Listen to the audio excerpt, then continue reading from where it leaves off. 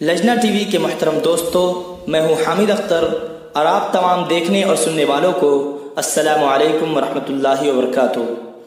دوستو، ویڈیو شروع کرنے سے پہلے عرض کرتے چلیں کہ حسب روایت اگر آپ ہمارے اس چینل پر نئے ہیں تو ہمارے اس چینل کو سبسکرائب کیجئے اور ساتھ میں موجود گھنٹی کے بٹن کو دبانا نہ بھولیے، اور مزید درخواست ہے کہ اگر یہ ویڈیو آپ کو نفع بخش ثابت ہو تو اس ویڈیو کو ضرور لائک کریں۔ ناظرین کرام، آج کی اس ویڈیو میں 13 سورتوں کا خلاصہ ایک ساتھ ذکر کیا جائے گا، تو آئیے بنا کسی انتظار کے ویڈیو شروع کرتے ہیں۔ بسم اللہ الرحمن الرحیم۔ سورۃ الانفطار۔ سورۃ الانفطار مکی ہے، اس میں 19 آیات ہیں۔ اس سورت میں پہلے تو ان تبدیلیوں کا ذکر ہے جو وقوع قیامت کے وقت نظام کائنات میں رونما ہوں گی۔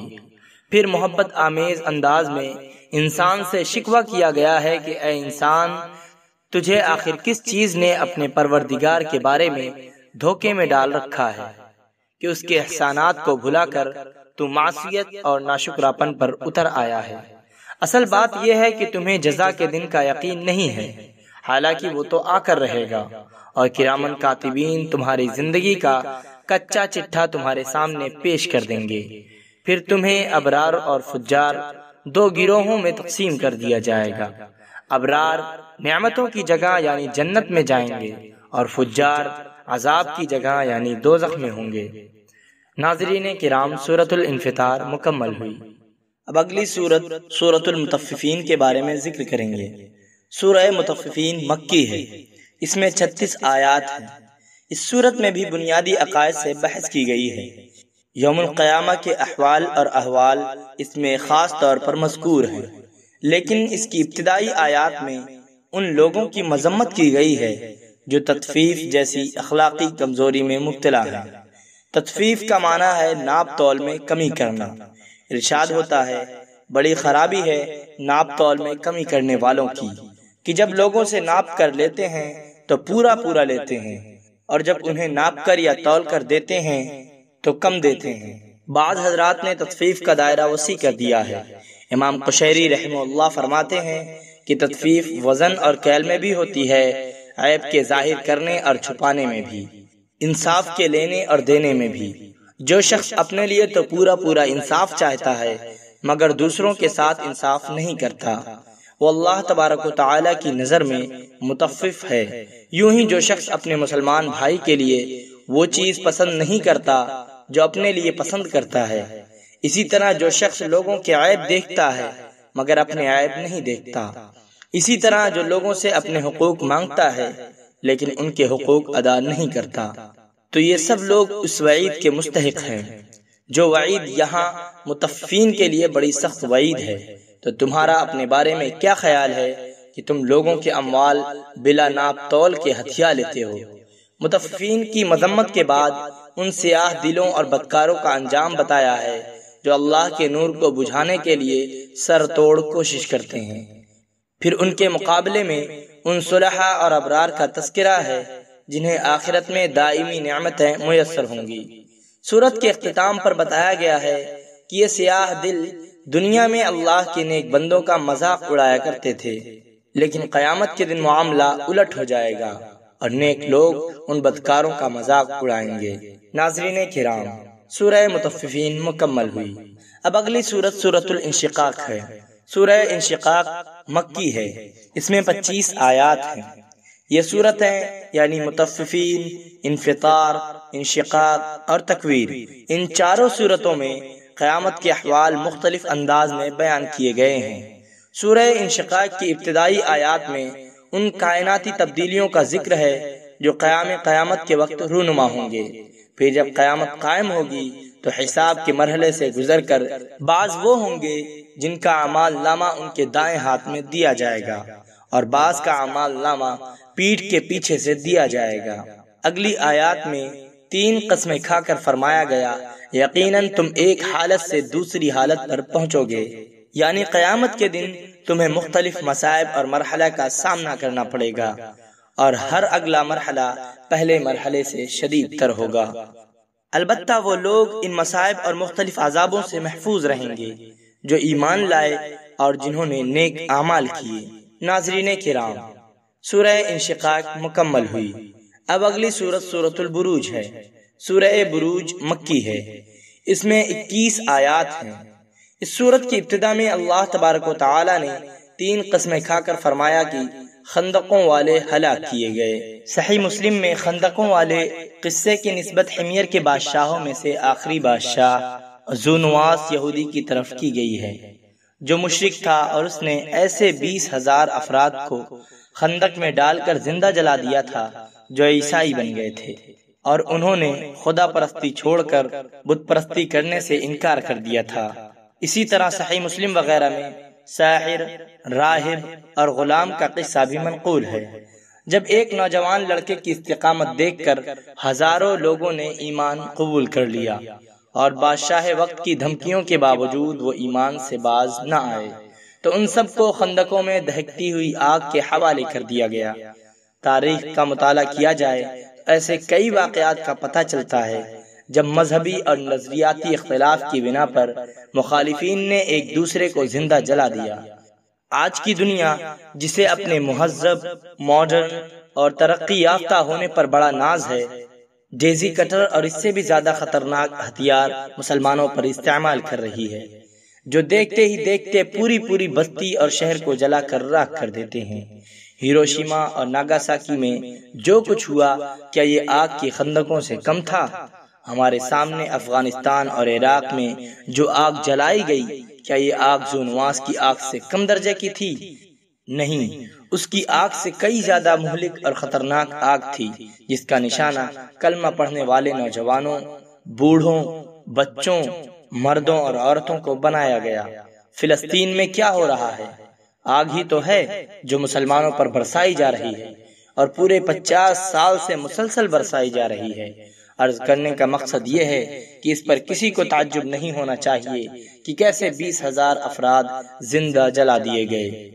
ایسے لوگوں کو وعید سنائی گئی ہے جن لوگوں نے مسلمان مردوں اور عورتوں کو ستایا، پھر توبہ نہ کی تو ان کے لیے جہنم کا عذاب ہے اور جلنے کا عذاب ہے۔ سورت کے اختتام پر اللہ کی عظمت اور انتقام کی قدرت کا بیان ہے۔ اس کی پکڑ بڑی سخت ہے، وہ جب کسی کو اپنے عذاب کی گرفت میں لے لے تو اس سے کوئی نہیں چھڑا سکتا۔ فرعون کا انجام اس دعویٰ کی دلیل ہے اور اس پر گواہ ہے۔ ناظرین کرام، سورہ بروج مکمل ہوئی۔ اب اگلی سورت سورۃ الطارق کا ذکر ہوگا۔ سورہ طارق مکی ہے، اس میں 17 آیات ہیں۔ اس سورت کی ابتدائی آیات میں اللہ نے آسمان کی اور رات کو چمکنے والے ستارے کی قسم کھا کر فرمایا ہے کہ ہر انسان پر اللہ کی طرف سے نگہبان فرشتہ مقرر ہے۔ حافظ کا معنی نگراں بھی ہے اور محافظ بھی، یہاں دونوں معنی کیے جا سکتے ہیں۔ ہر انسان کے ساتھ ایسے فرشتے لگے ہوئے ہیں جو اس کے اعمال کی نگرانی کرتے ہیں، اور جب تک اللہ تعالی چاہے اس کی حفاظت بھی کرتے ہیں۔ اگلی آیات میں بتایا گیا ہے کہ قیامت کے دن جب انسان عدالت الہیہ کے روبرو کھڑا ہوگا تو اس کے پوشیدہ راز ظاہر کر دیے جائیں گے۔ سورت کے اختتام پر قرآن کی صداقت اور اس کے قول فیصل ہونے پر قسم کھائی گئی ہے اور کفار کو وعید سنائی گئی ہے۔ ناظرین کرام، سورہ طارق مکمل ہوئی۔ اگلی سورت سورۃ الاعلی ہے۔ سورہ اعلی مکی ہے، اس میں 19 آیات ہیں۔ اس سورت میں 3 اہم مضامین بیان ہوئے ہیں۔ نمبر 1، ابتدائی آیات میں اللہ کی ذات و صفات کے اعتبار سے اس کی تسبیح و تقدیس بیان کرنے کا حکم دیا گیا۔ اس نے انسان کو پیدا کیا، اسے پرکشش صورت سے نوازا اور سعادت و ایمان کا راستہ دکھایا۔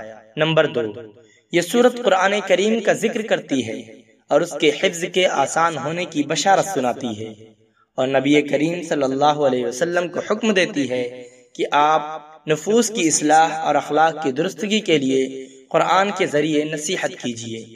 جس کے دل میں خوف خدا ہوگا وہ ضرور نصیحت قبول کر لیں گے۔ نمبر 3، سورت کے اختتام پر بتایا گیا ہے کہ جو شخص اپنے نفس کو گناہوں کی آلائش سے پاک کر لے گا، اسے اچھے جذبات و خیالات سے سنوار لے گا، اپنے دل میں اللہ کی عظمت اور جلال پیدا کر لے گا اور دنیا کو آخرت پر ترجیح نہیں دے گا، وہ کامیاب ہوگا۔ یہ وہ اصول ہے جو تمام صحیفوں اور شریعتوں میں بیان ہو چکا ہے۔ ناظرین کرام، سورہ اعلی مکمل ہوئی۔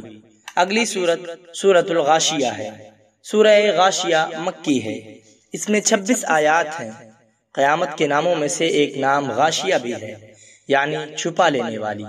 قیامت کو غاشیہ اس لیے کہا جاتا ہے کیونکہ اس کی ہولناکیاں ساری مخلوق کو ڈھانپ لیں گی۔ یہ سورت بتاتی ہے کہ قیامت کے دن کچھ چہرے ذلیل ہوں گے، انہوں نے بڑی محنت کی ہوگی جس کی وجہ سے تھکے تھکے محسوس ہوں گے۔ علماء کہتے ہیں اس سے مراد وہ لوگ ہیں جنہوں نے دنیا میں بڑی عبادت و ریاضت کی ہوگی، لیکن چونکہ ان کے عقائد صحیح نہیں تھے اس لیے یہ عبادت ان کے کسی کام نہیں آئے گی۔ یہ چہرے دہکتی ہوئی آگ کا ایندھن بنیں گے، اور بعض چہرے تر و تازہ اور پر رونق ہوں گے۔ یہ وہ چہرے ہوں گے جنہوں نے دنیا میں صحیح رخ پر محنت کی ہوگی، اور ان کے عقائد میں بھی باطل کی آمیزش نہیں ہوگی۔ ان کا مسکن بلند و بالا جنتیں ہوں گی۔ دوسرا اہم مضمون جو اس صورت میں بیان ہوا ہے وہ رب العالمین کی وحدانیت کے تکوینی دلائل ہیں۔ ان میں سے اونٹ ہے جسے صحرائی جہاز بھی کہا جاتا ہے۔ طویل قد و قامت کے باوجود ایک بچہ بھی اس کی نکیل پکڑ کر جہاں چاہے لے جاتا ہے۔ اس کے صبر کا یہ حال ہے کہ 10 دن تک پیاس برداشت کر لیتا ہے۔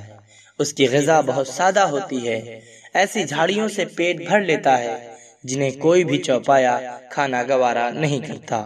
ان دلائل میں بلند و بالا آسمان بھی ہے جو کسی ستون کے بغیر کھڑا ہے، زمین ہے جسے یوں بچھایا گیا ہے کہ اس پر چلنا بھی آسان اور کھیتی باڑی بھی آسان، پہاڑ ہے جو زمین کو زلزلوں کی زد میں آنے سے بچاتے ہیں۔ منکرین توحید کو ان دلائل کی طرف متوجہ کرنے کے بعد اللہ تبارک و تعالی نے نبی کریم صلی اللہ علیہ وسلم کو حکم دیا کہ آپ کے ذمے صرف نصیحت کر دینا ہے، آپ اپنی ذمہ داری ادا کر دیجئے، پھر ان کا معاملہ اور حساب ہم پر چھوڑ دیجئے۔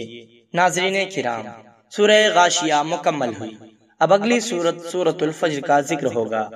سورہ فجر مکی ہے، اس میں 30 آیات ہیں۔ اس آیت میں اللہ پاک نے فجر کے وقت کی قسم کھائی ہے، اسی لیے اس سورت کو سورہ فجر کہا جاتا ہے۔ اس سورت کی ابتدا میں اس پر 4 قسمیں کھائی گئی ہیں کہ کفار پر اللہ کا عذاب واقع ہو کر رہے گا۔ اس کے بعد سورہ فجر میں 3 مضامین نمایاں طور پر مذکور ہوتے ہیں۔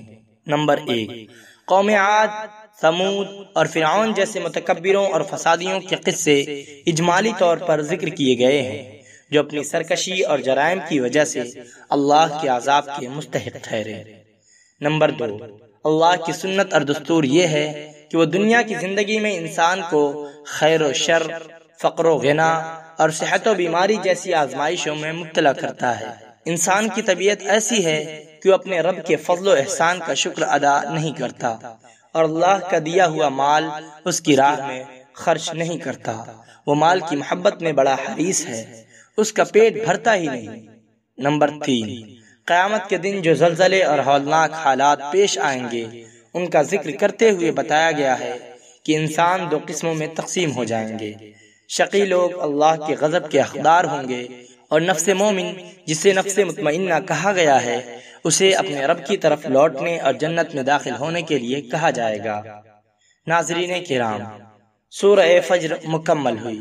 اب اگلی سورت سورۃ البلد ہے۔ سورہ بلد مکی ہے، اس میں 20 آیات ہیں۔ اس سورت کا موضوع انسان کی سعادت اور شقاوت ہے۔ سورت کی ابتدا میں اللہ نے 3 قسمیں کھا کر فرمایا ہے کہ ہم نے انسان کو بڑی مشقت میں پیدا کیا ہے، یعنی اس کی زندگی محنت و مشقت اور جفاکشی سے عبارت ہے۔ کبھی فقر و فاقہ، کبھی بیماری اور دکھ، کبھی حوادث اور آلام، پھر بڑھاپا اور موت، قبر کی تاریکی اور منکر نکیر کے سوالات، قیامت اور اس کی ہولناکیاں، غرضے کی ابتدا سے انتہا تک مشقت ہی مشقت ہے۔ اس کے بعد ان کفار کا تذکرہ ہے جنہیں اپنی قوت پر بڑا گھمنڈ تھا، وہ فخر و ریا کی نیت سے اموال خرچ کرتے تھے۔ ایسے لوگوں کو آنکھوں، ہونٹوں، زبان اور ہدایت جیسی نعمتیں یاد دلائی گئی ہیں۔ پھر قیامت کے شدائد و مصائب کا تذکرہ ہے جن سے ایمان اور عمل صالح کے علاوہ کوئی چیز چھٹکارا نہیں دے سکتی۔ سورت کے اختتام پر انسانوں کو اونچی گھاٹی پر چڑھنے کا حکم دیا گیا ہے۔ اونچی گھاٹی سے مراد وہ اعمال ہے جو نفس پر شاق گزرتے ہیں، یعنی انسانوں کی گردنیں چھڑانا غلامی سے، قید و بند سے اور جہنم کی آگ سے، یوں ہی یتیموں اور مسکینوں کو کھانا کھلانا۔ اس کے ساتھ چند اور صفات کا ہونا بھی ضروری ہے، یعنی ایمان باللہ، ایک دوسرے کو صبر کی اور آپس میں رحم کرنے کی وصیت۔ ناظرین کرام، سورہ بلد مکمل ہوئی۔ اب اگلی سورت سورۃ الشمس ہے۔ سورہ شمس مکی ہے، اس میں 15 آیات ہیں۔ اس سورت کا اصل مقصد نیکیوں کی ترغیب اور معاصی سے بچاؤ اور تحذیر ہے۔ اس سورت کی ابتدا میں تکوینی مخلوقات میں سے 7 ایسی چیزوں کی قسم کھائی ہے جو سب کی سب اللہ کی قدرت اور وحدانیت کے آثار ہیں، یعنی سورج، چاند، دن، رات، آسمان، زمین اور نفس انسانی۔ ان چیزوں کی قسم کھا کر فرمایا ہے کہ اگر انسان اپنے رب سے ڈرے اور اپنے نفس کا تزکیہ کر لے تو وہ کامیاب ہو جاتا ہے، اور اگر اس کی ترغیب سے غفلت اختیار کرے اور اس کو گندگی میں پڑا رہنے دے تو ناکام ہو جاتا ہے۔ اللہ تبارک و تعالی نے انسان کے اندر نیکی اور بدی دونوں کی صلاحیت رکھی ہے۔ اب یہ انسان پر منحصر ہے کہ وہ کون سی صلاحیت کو بروئے کار لاتا ہے۔ اس تفصیل کے بعد یہ سورت ہمارے سامنے مثال اور نمونہ کے طور پر قوم ثمود کا قصہ بیان کرتی ہے، جس نے اپنے نفس کا تزکیہ نہ کیا بلکہ اسے معاصی کا عادی بنایا، جس کی وجہ سے وہ ہلاکت کے مستحق ہو گئے۔ ناظرین کرام، سورۃ الشمس مکمل ہوئی۔ اب اگلی سورت سورۃ اللیل کا ذکر ہوگا۔